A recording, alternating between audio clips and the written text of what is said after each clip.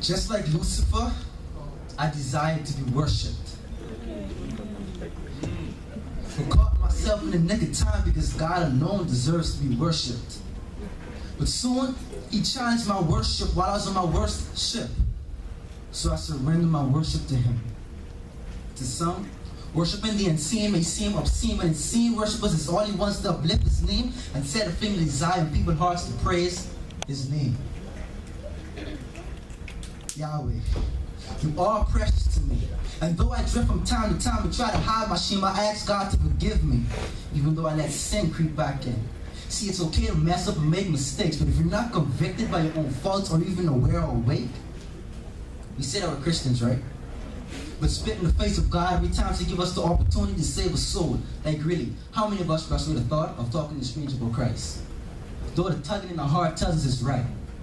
Or ask God for a blessing or a miracle. We're too obsessed with where we want to be. We're not focused on where we are now. Because it's not now that we receive the word on where we ought to be.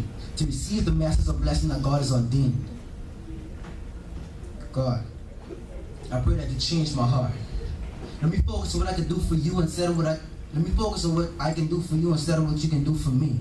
Our deepest transformation happens when you are in trouble or in transition. When we complain and think things should always go our way. I don't know who told you this lie that this walk would be easy. Let me right that mistake. But it's not your fault though, it's okay. I look around and see false prophet prophesying false prophecy for prophets every day. This walk is hard. Especially for my generation. Yeah, the 90s babies. We've been called this and we've been called that, but trust, I know for a fact that we are a chosen generation who will destroy social segregation because we are all God's children. I will lead this nation back into the arms of God where it ought to be. It is in the midst of all the chaos and confusion that God breathes upon us.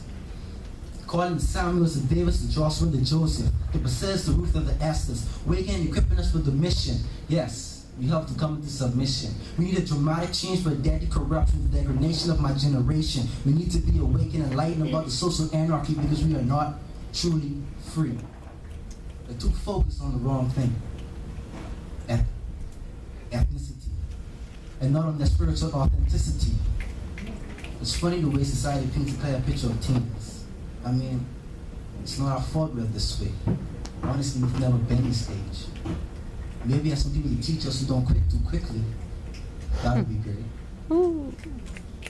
But this is a declaration of war against God's enemies. This is our battle cry. So children of God, sound the trumpet, get in line. Will you pick up your sword and fight?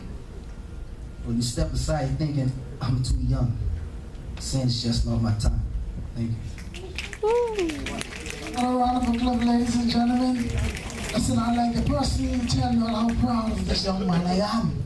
Because he improved. No, for real. When he was once on the stage, welcome back. When he was, I wish we had two more.